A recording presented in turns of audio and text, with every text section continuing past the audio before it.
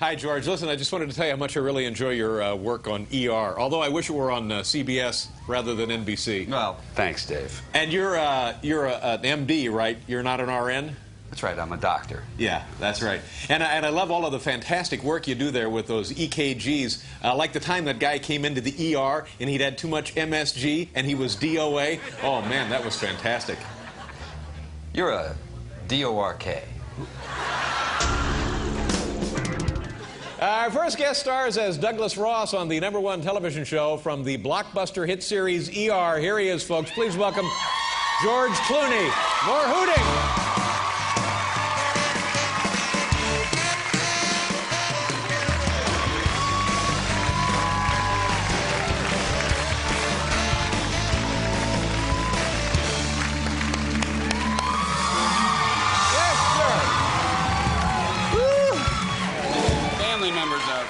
Welcome to the program. Boy, you look great.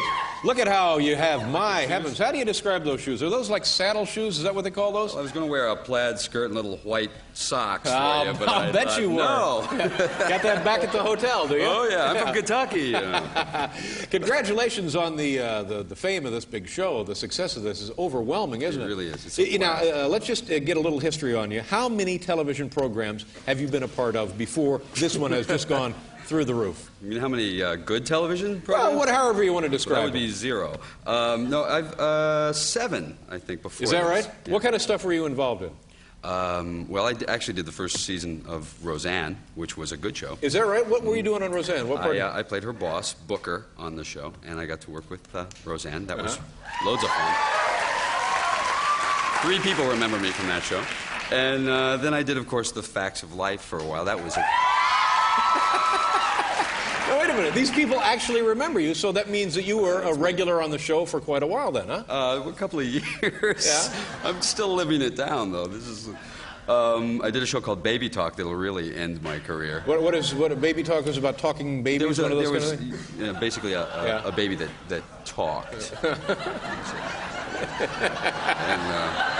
that was kind of the premise, and I was not the baby. Did you ever see that Zorro? I love that show. Oh, it's a great show, isn't it? I hear CBS did pick it up. Oh, that'd be great. They picked us up for 5 seasons. Our prayers have been answered. But then there was also another ER that you were on. Oh, yeah. I guess everybody knows about this. With Elliot Gould and Mary McDonnell and Jason Alexander. It was a doctor show for CBS, actually. Yeah. And that lasted, it was on... a season. 1 season, yeah. That's kind of my career in a nutshell. But now, what the heck now? My gosh, can you go anywhere without people? Well, it's weird. It's strange, just because people always recognize me, but they didn't really know who I was. They thought they just kind of knew me. Sure. And now they know your name, and it's strange for me because I think they know me personally, or I think I know them. Well, that's the immediacy of television, the intimacy of it, sure. I was at a driving range the other day. Because I'm a golfer, you could tell by the shoes. If I probably didn't show this to you. And I was walking down this the stall of guys hitting golf balls, and there's a... You really are a golfer. You know all the terms. Lure and stall. It's a horse golf kind of thing. Yeah. And so there's a young man there who said, "Hey, George," and I thought it was a friend of mine, Bill, who I call Slim because he's thin, and that's basically why I call him Slim. And I go over and hey, and I pick him up, by the butt, Slim, how you doing? I'm like, and I put him down, and his visor's kind of up, and his glasses are down, and I realized that it's not Slim, and that it's actually just the checker at Blockbuster Video. So I just go around hugging everybody now. Thinks it was some kind of a medical procedure, perhaps, that you were applying to the guy. Now, does that happen to you? Do people expect you to... obviously, they do. They think you're a real doctor. They want you to know about medicine. Well, they do. They think we know, and we know nothing. I have everything written down on a sheet out there. But when we first started the show, before the show was out, we were still wearing our doctor clothes. We'd be working, and we'd eat at this smokehouse across the street over at Warner Brothers. And Tony Edwards has a little baby about, a year old at this point. And there's the 6 of us, the 6 cast members in our hospital outfits, sitting around eating, and his baby starts to choke on a French fry. And the 5, 6 of us jump up like, somebody do something. And everybody's staring at us like, you do something, you idiot. You're doctors.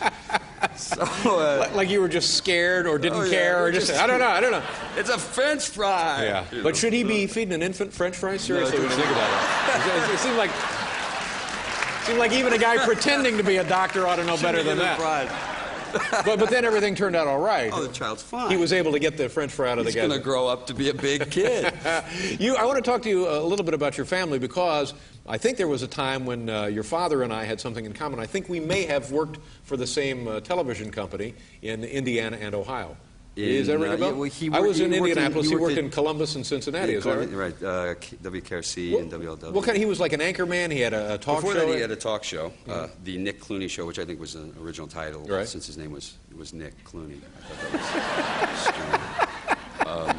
that was strange. They didn't call it the Nick Clooney News, though. I thought we mixed it up. And then that was in Columbus. Right. He did it, and then and also in Cincinnati, Ohio, for about. This was the Avco Broadcasting Corporation, which I hope to God is now out of business. Man, what cheap, weaselly, sniveling, awful. I mean, it was fun. It was a great time. Don't get me wrong. I'm not looking for a lawsuit here. It was you were beautiful. The Avco. But for a kid, was that fun to have your dad on TV? It was fun. I got to, when he did the talk show, it was live television. Yeah. I got to, if it was St. Patrick's Day, I was a leprechaun, selling husband potato chips. Easter, I've got the Easter Bunny outfit on. I stopped that like a year ago, though. That's right. When you found those shoes, you said, I don't need no more costumes. I'm done with costumes. Shoes. Yes, sir. Stay right there if you can, Doctor. Oh, see, I did it myself. We have to pause for a commercial. We'll be right back here with George Clooney.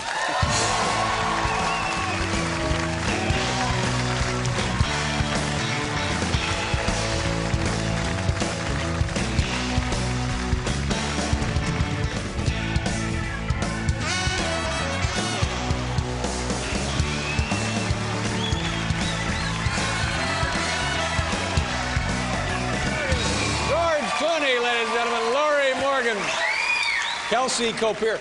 Stick around if you can. We have this sweet little girl from Salt Lake City. Knows everything there is to know about being a patriot, the founding of this country, speeches, can recite the Gettysburg Address, sings the national anthem all the way through. 4 years old. What were you doing when you were 4 years? Well, hell, what are you doing now? Just drinking. Just sitting here drinking. Marty, do me a favor. This poor woman has got like ham running all over her. Will you see if Rupert is still in the deli, and we'll get that taken care of for you, ma'am. Just have him come in and get it and slice it or something and just get it out of here. Put us all out of our misery. Now, George, let's talk a little bit more about the rest of your family. Your father, and now your father works on the movie AMC channel. Movie channel. Yeah, pretty good gig nice there. Gig. He gets to sit around and watch movies all day. Right. Yeah.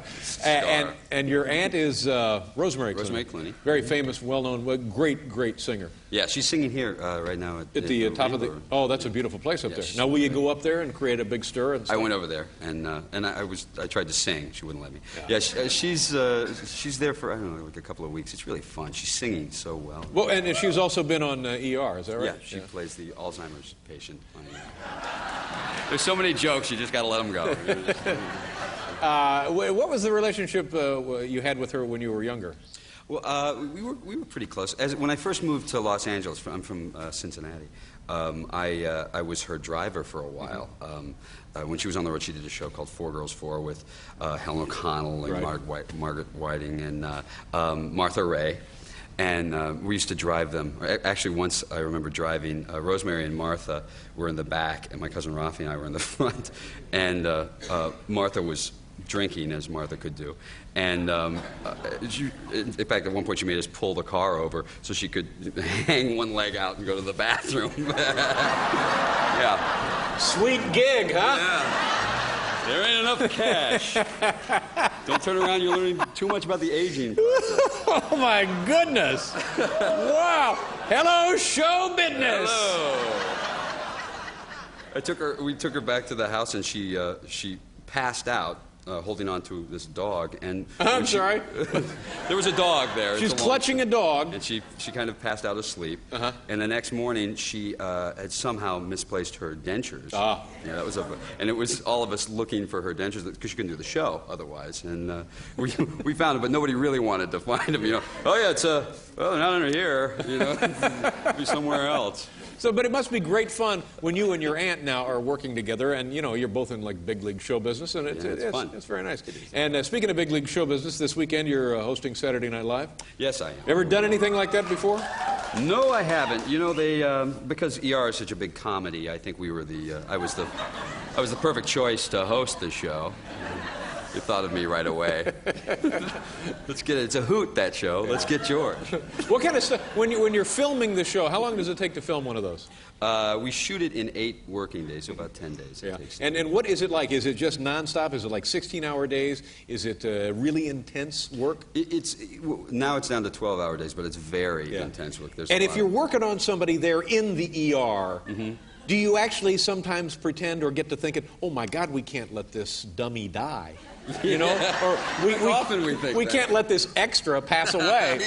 I mean, does it ever get to that level, or do you? I mean, no, because they get up a minute later and they smoke a cigarette. Yeah. And, tell us they could do it better. Well, things are going very well for you. Yeah, things are going. Yeah, great. and you get some time off, and will you be looking for other projects, or are you just going to concentrate on this now? Well, yeah, we're not going to, leave the show. You can't leave the show, no. No, not with Spielberg and Crichton on the other end of it. How dumb would you have to be to walk away from this? Exactly. It's like. David Caruso can leave because he can still go do films. We leave, and it's what are we going to do? The Tina Louise Dinner Theater. We're going to do the King and I.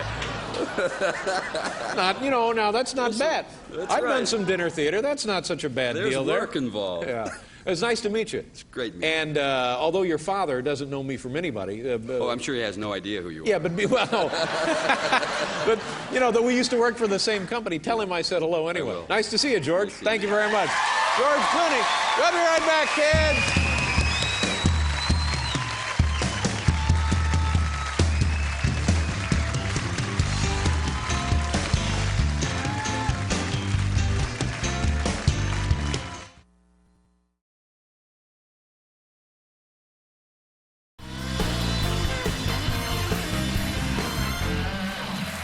Thank you very much. Thank you so much, Paul. Anytime. And everybody. Oh, it's our pleasure. And Al Pacino. Our next guest is an Academy Award winner. He stars in a brand new film entitled Tomorrowland, and it opens May 22nd. Ladies and gentlemen, do us a favor. We're so happy to see him. Welcome him back, the lovely, the charming George Clooney. George?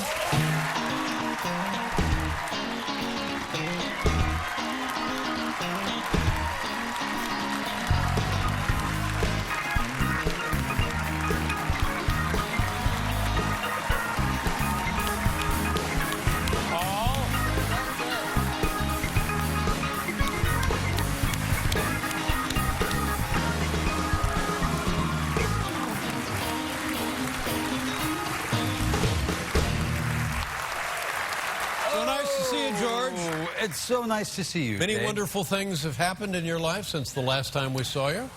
Yeah, yeah. A lot of wonderful things have happened. What are you doing? I'm talking about your lovely. No, I wife. understand. I don't care. I don't want to talk about that. You don't want to. You don't want to talk about your wife. Let me see. Let me see your wrist. Let me see that just for a second here. Wait a minute. What is? No. Okay. Oh. Oh, wait a minute. Wait a minute. No. Oh, wait, No. He is gone. You're not going anywhere, David Letterman. I need to talk to my lawyer. That's right. You have the right to remain silent. You're not going anywhere, Oh. David Letterman. Now, George, is this something left over from the Bachelor days? No, I know. I don't want to do this. No, Get me out. Well, you're going to have to go out there and find the key. You're not going anywhere. Yeah, and well, neither are you. Well, that's true too. I hadn't thought this all the way. thought it through. It could make for an awkward evening. Yeah. Or maybe not. Who knows? Yeah, who knows? Really? Here's the thing, Yeah. and this is what bothers me. Okay. So, for many, many years, as you know, I was not a married man. I was a single guy. I was out gallivanting. Enjoying life. Sure. Yeah. I spent my time out at night, in the evenings, during the week even. Right. Sometimes. So I would tape your show in the old days, or DVR, or thank TV. you. Sure. I'd come home and I'd watch it late at night or early in the morning, and I'd catch up with you. I'm a married man now, Dave. Right. I'm home. Good. I'm home with my wife. I turn on the TV, and now I hear you're not going to be there? That's right. I'm not going to. That's not okay. Oh, well, I'm sorry. I'm so sorry, George. No. I've been watching the show, and all these people coming on the show talking about how sad it is, and what a wonderful person you are, and all that. You're not. Been very flattering. This is a terrible thing you're doing. Well, I appreciate that. All of us. Well, no, but that's very kind of you. It hurts. Yeah, well, speaking of that, what about the circulation in my right hand? What are we going to do about that? I hadn't put cuffs on a man before. Except for, clearly, Paul, who's been cuffed. It was late. Hamburglar. I didn't think you were going to mention that. The Hamburglar. Now, it's impossible to have a conversation about anything being handcuffed, but it's not so easy, is it? I'm curious to know about your wife. Tell me about, she's a human rights lawyer? She is, yes. What does that entail? Well, there are people in the world whose rights have been taken away. Right here, ladies and gentlemen. You're looking at one right here. This is a human rights violation, if ever there was. Not going anywhere. You're not going anywhere. Yeah, you think that's funny, but those keys are gone. I don't think it's funny. You're stuck. I thought it was funny for about the first 20 seconds. No, it's not funny, is it? No. And then you heaved the key out. And I threw it out there. Where did you kids, do you mind if I call you kids? Sure, Where you did call you us meet? kids now. We met in Lake Como. She was a friend of a friend who came to visit, and then I chased her for, many months, calling and writing and those kind of things. I'm fascinated by your wife. Yes. Because here's something I would like to know a lot about. Human rights and people who are working to make them automatic. Well, it's a very difficult thing, as you know, and it takes diligence, and it will never completely succeed, obviously, but it's certainly... You know what, I heard a guy on the radio the other day say that everything that's right in the world didn't happen automatically. I think that's probably true. It had to be fought for, and that's what your wife is doing. That's true. Now,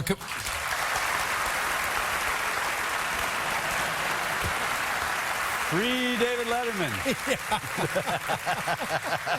Free him. Now, compare a day in your life with a day in your wife's life. Thanks for that. Thank you for that. Well, we have very similar, as you can imagine, days. She will go, for instance, to Egypt, let's say, where a journalist is being held.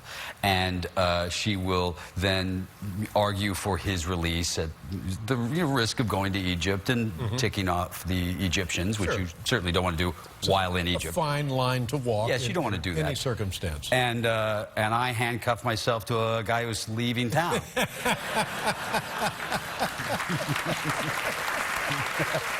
It's very similar, really. All right, now here's what we're going to do. We're going to go down to the props department and find a hacksaw. And then we'll be right back with George Clooney.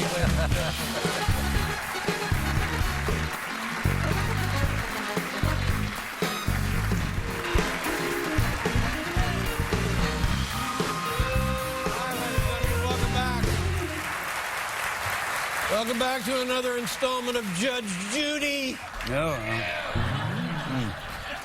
Thank you. Now, do you, where do you call home now? I know you've lived for a long time in Italy, in the Lake Country, and California, and where are you? Well, I've bought my wife and I have bought a place, a little island on the Thames outside of London.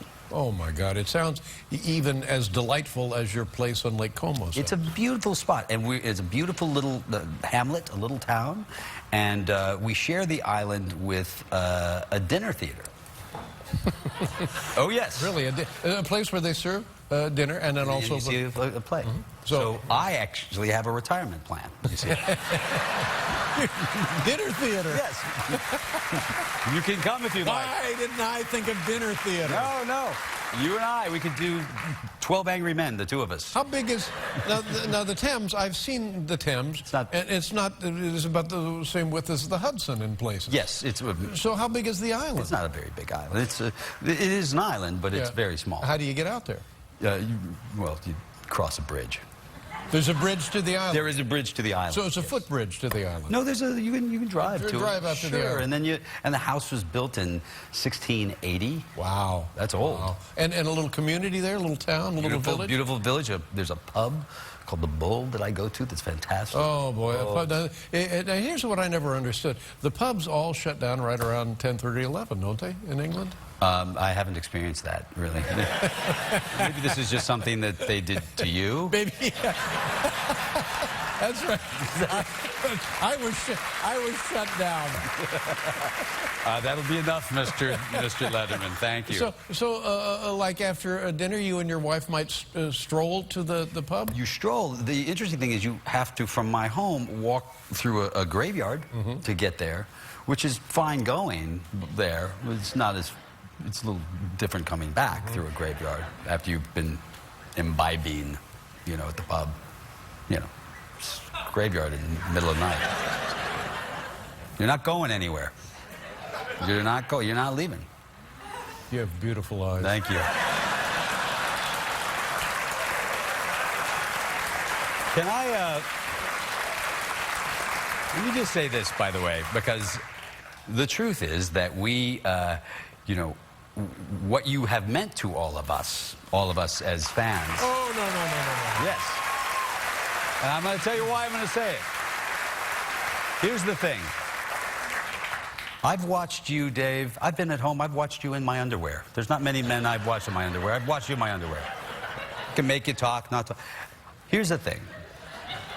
What you've meant to us, all of us, with so many of the laughs and everything else, but also the moments like walking us through times that we didn't know what to do, like 9/11, and where we weren't sure when we could laugh again. And all of that, you may be going off the air, but you belong to us for the ages, my friends. Very sweet of you. Thank you, George. Thank you.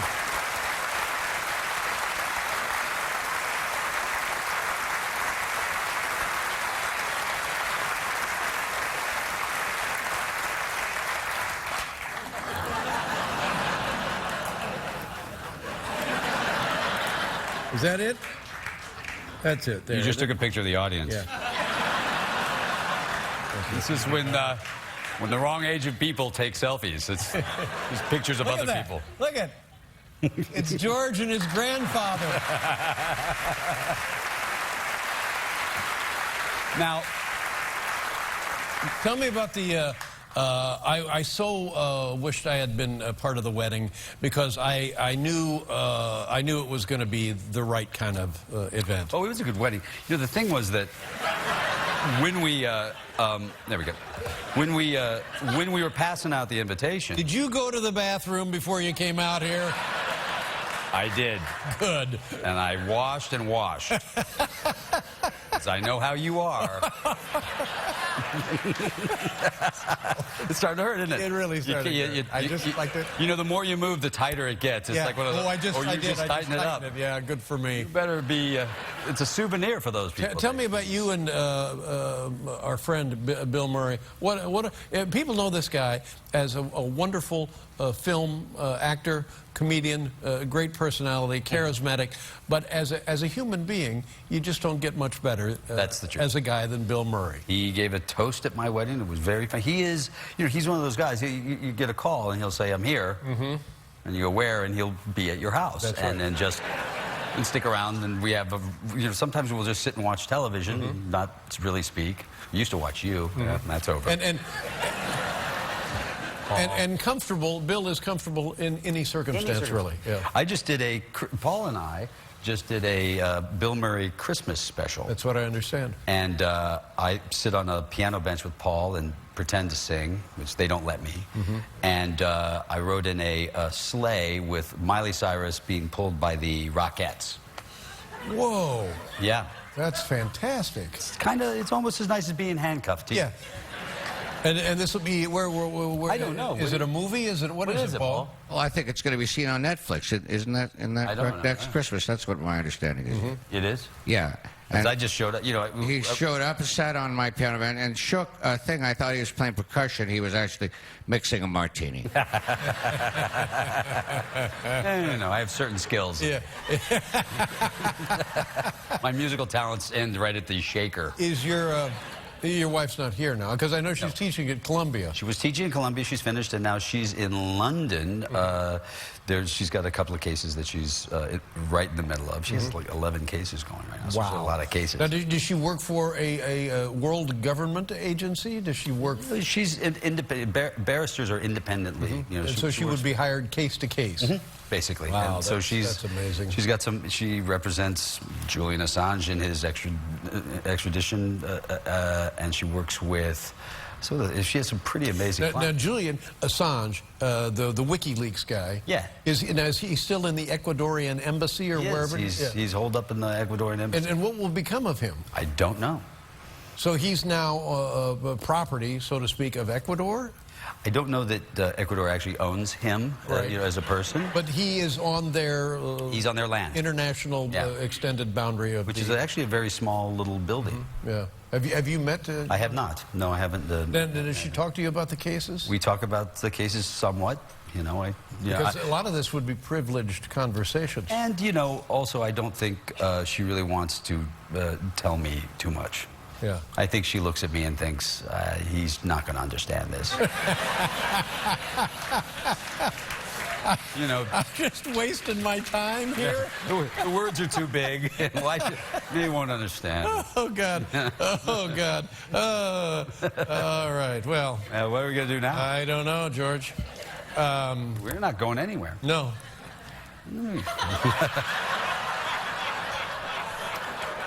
You had your chance. I'm married.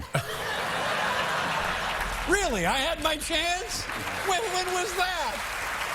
Kissing Julia Roberts. She's lovely. Isn't she great? Well, normally I'd ask you if you'd like to stay around, but under these circumstances, you're staying around. Well, you're... Yeah, and when we... And by the way, thank you for all the nice things you said, and thank you for your friendship over the years and your great talent. George Clooney, ladies and gentlemen, right here. We'll be right back with... Ouch, Tom Waits. What? Why do some...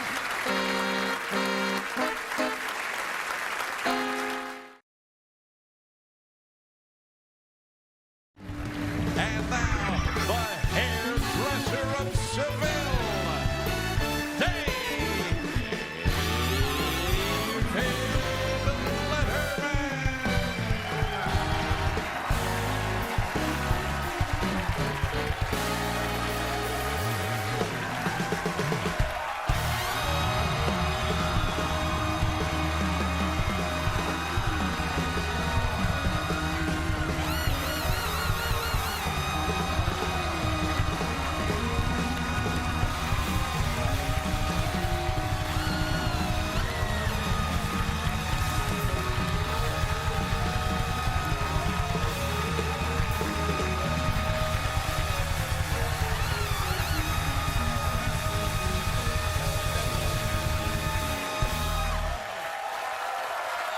Thank you so much. Very nice of you. Okay, that was George Clooney. You have the... I have it. How you doing?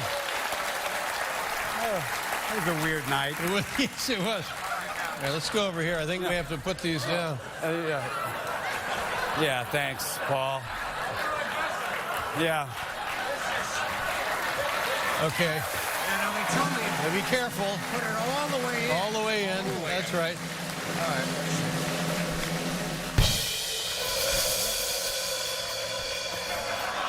It's no good. Try it again. All the way in. Is it all? All the way. There, that should do it. All right. Oh.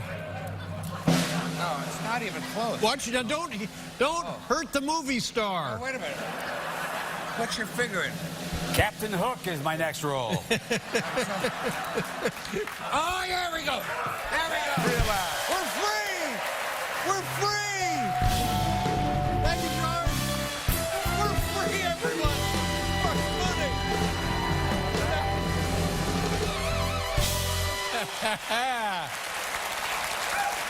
Oh, man. Good work. Woo! That was, You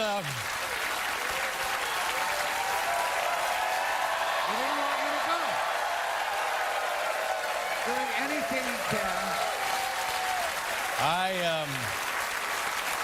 thank you very much. Thanks, Paul. Okay.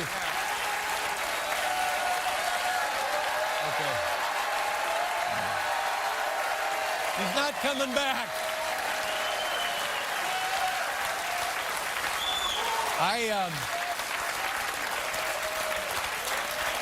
You gotta, as you grow older, I've learned it's important to keep an open mind. And 10 years ago, if somebody said, "Would you like to spend the night handcuffed to George Clooney?"